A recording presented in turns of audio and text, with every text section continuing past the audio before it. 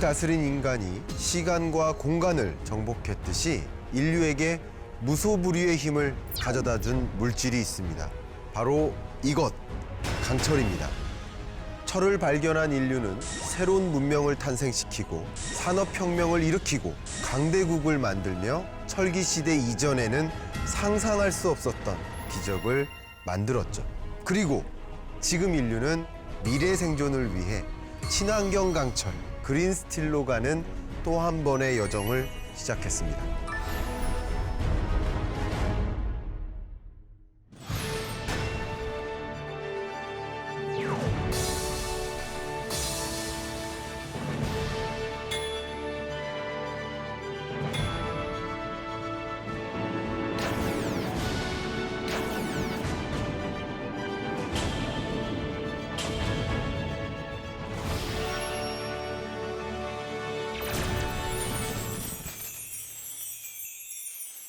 기원전 18세기에서 13세기 사이 아나톨리아를 중심으로 고대 오리엔트를 지배했던 제국 히타이트가 있었습니다.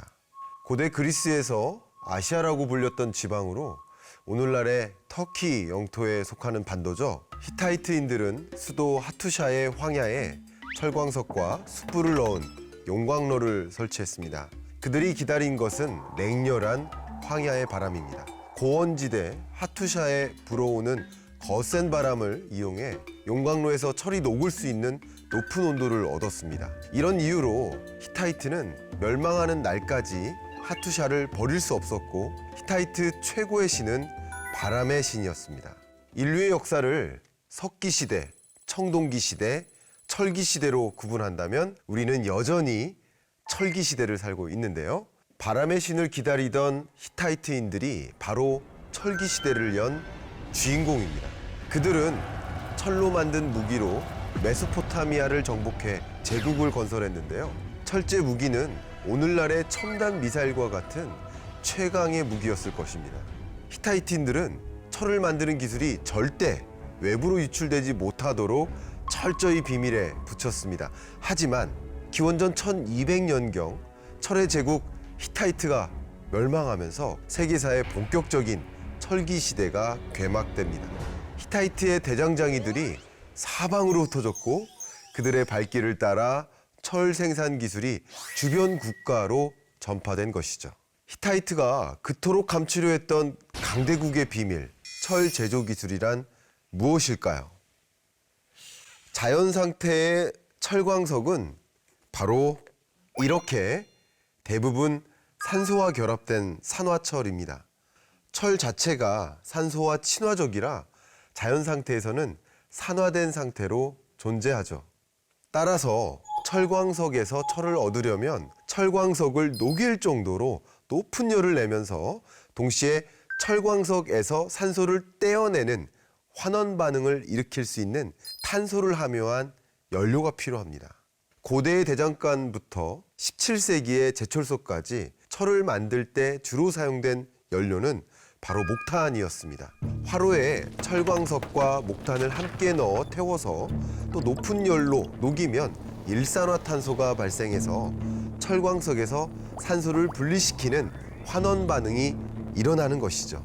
하지만 목탄은 너무 쉽게 타버리기 때문에 철 1톤을 생산하기 위해서는 목탄 약 2톤이 필요했습니다. 얼목으로 그렇게 많은 목탄을 공급하기란 정말 쉽지 않았겠죠. 때마침 산업혁명이 일어나자 공장의 기계들을 대량으로 제작해야 했는데요. 기계를 만들 때 가장 중요한 재료가 또 뭐였겠습니까? 네, 바로 철이죠. 늘어나는 소비를 감당할 만큼 철 생산량을 늘리려면 목탄을 대신할 연료를 꼭 찾아야만 했습니다. 서양에서는 16세기쯤부터 석탄을 일반 연료로 쓰고 있었는데요. 왜 목탄 대신 석탄을 사용하지 않았을까요? 석탄을 제철에 사용하려는 시도는 이미 17세기 초부터 있었는데요. 실패했습니다. 석탄은 문제가 있었어요. 석탄을 넣으면 석탄 속에 함유된 황 성분이 철에 흡수되면서 철이 물러져 못 쓰게 되는 것이죠. 그런데 1709년 이 문제를 해결한 사람이 나타났습니다. 바로 철광의 아버지라 불리는 영국의 제철업자 에이브러햄 달비입니다. 달비는 이 문제를 간단하게 해결했는데요. 해답은 코쿠스였습니다. 석탄을 고열해서 구워 황과 같은 불순물을 제거한 고체 연료죠. 달비는 세번강 인근에 콜브룩데일에 제철소를 세우고 이 코쿠스를 사용해 철을 대량으로 생산하기 시작했고, 콜브룩데일은 영국의 산업을 이끄는 도시가 되었습니다. 철이 대량으로 생산되자 이번엔 영국 전역으로 철을 수송하는 것이 과제가 됐는데요. 당시 콜브룩데일의 세번강에는 다리가 없었어요. 새로 다리를 놓더라도 나무나 돌로 만든 다리 위로는 무거운 철을 운반할 수가 없었습니다. 그때 철로 다리를 만들자는 당시로서는 정말 놀라운 아이디어가 나왔고, 1779년 세계 최초의 철교가 탄생합니다. 세번강에 놓인 세계 최초의 철교, 아이언 브릿지입니다.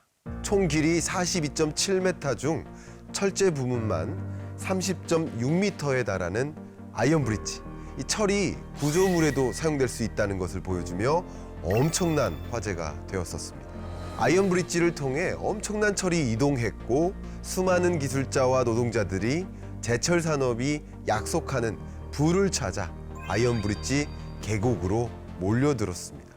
1740년 1만 7천 톤에 불과했던 영국의 철 생산량은 1852년에는 270만 톤으로 엄청나게 늘어 전 세계 철 생산량의 절반에 달하게 됩니다.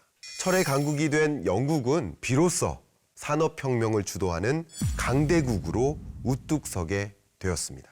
하지만 보다 좋은 철을 얻기 위한 인류의 노력은 여기서 끝나지 않습니다. 달비가 발명한 코크스 제철법 덕분에 철이 대량으로 생산됐지만 아직까지는 오늘날 사용하는 것과 같은 강철을 쉽게 만들어내지 못했습니다. 이게 무슨 이야기일까요?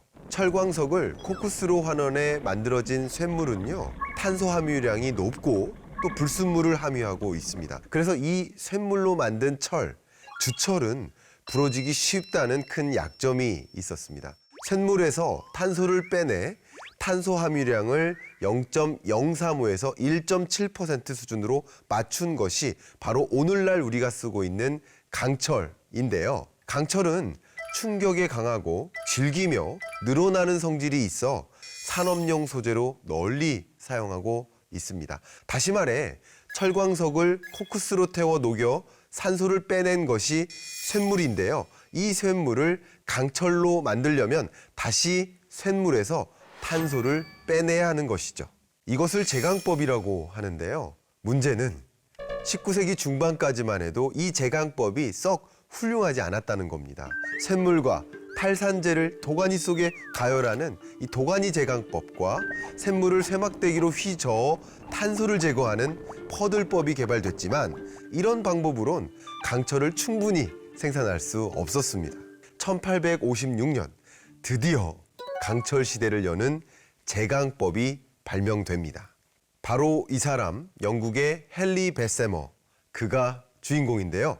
뛰어난 기술자이자 발명가였던 베세머는 크림 전쟁에 사용할 포탄을 만드는 일을 했습니다. 그가 만든 포탄은 정말 훌륭했는데요. 문제는 바로 대포입니다. 탄환을 많이 넣어 발사하면 대포가 깨졌던 겁니다. 베세머는 강철로 만든 대포가 필요했었던 것입니다. 새로운 강철 제조법을 실험하던 중 혁명적인 발견을 하게 됩니다. 쇳물을 용기에 넣어 공기를 불어넣었더니 갑자기 불꽃이 일면서 쇳물이 용암처럼 폭발을 일으켰는데요. 폭발이 끝나자 탄소가 제거된 것입니다. 쇳물에 공기를 불어넣어 탄소를 제거하는 제강법을 찾은 것이죠. 이게 왜 혁명적이냐면요. 기존에는 3에서 5톤의 쇳물을 제강할 때 걸리는 시간이 자그마치 하루였습니다. 그런데 베세머 제강법은 이것을 단 10분으로 단축할 수 있었습니다. 또 기존의 제강로는 생산 규모가 고작 200kg 이내였는데요. 베세머가 만든 전로에서는 한 번에 20톤까지 작업이 가능했죠. 이게 바로 산업박물관에 전시되어 있는 베세머 전로인데요. 베세머 제강법에 의해 유럽의 연간 강철 생산량이 25만 톤에서 1000만 톤으로 증가했습니다. 덕분에 우리는 대포 같은 무기는 물론이고 건물, 다리, 철도, 기계 등에 걸쳐서 강철을 값싸게 사용할 수 있는 세상을 만나게 된 것이죠. 베세머의 위대한 발명에서 우리가 기억해야 할 것이 또 하나 있습니다. 베세머의 새로운 제강법이 날개를 단 곳은 그의 조국 영국이 아니었습니다. 당시 철강의 선진국이었던 영국의 기업가들은 기존 공법에 이미 많은 자본을 투자했기 때문에 신기술을 받아들이기가 어려웠죠. 반면 산업혁명의 당시 후발주자였던 독일과 미국은요, 새로운 제강법을 재빨리 도입해서 세계 철강 산업을 주도하는 기업들을 탄생시킨 것입니다.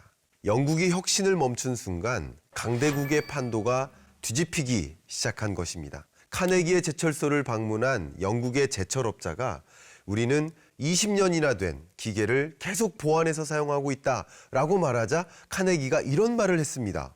그러니까 문제입니다. 이미 버려야 할 기계를 영국에서는 아직도 사용하고 있군요. 그런 낡은 기계를 사용하니까 미국에 먼지만 뒤집어 쓰는 거 아닙니까? 지금의 철강도 마찬가지입니다. 미래로 가는 혁신을 멈추면 영광은 사라지죠. 그렇다면 인류의 미래를 다시 한번 바꿀 철강의 혁신은 무엇인지 다음 시간에 이야기하겠습니다. 오늘의 한 줄 리뷰는 인류를 도울 미래의 철강을 상상하라로 하겠습니다.